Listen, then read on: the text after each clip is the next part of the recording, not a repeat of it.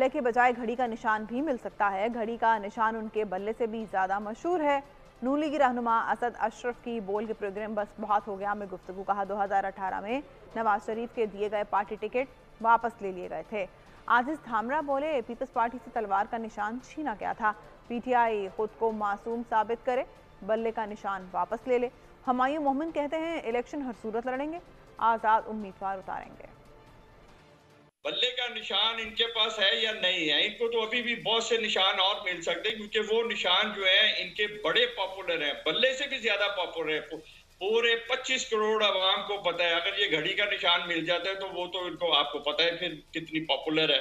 2018 में इन्होंने किए थे, जब हमारे से नवाज शरीफ के हाथ से इशू किए हुए टिकट जो हम इलेक्शन कमीशन में जमा करा चुके हुए थे, वो चंद दिन पहले वापस लेके हम सबको आजाद कर दिया गया। आप लोग बल्ले का निशान लेते हो या आप लोग हमारे लोगों को डिस्क्वालीफाई करते हो?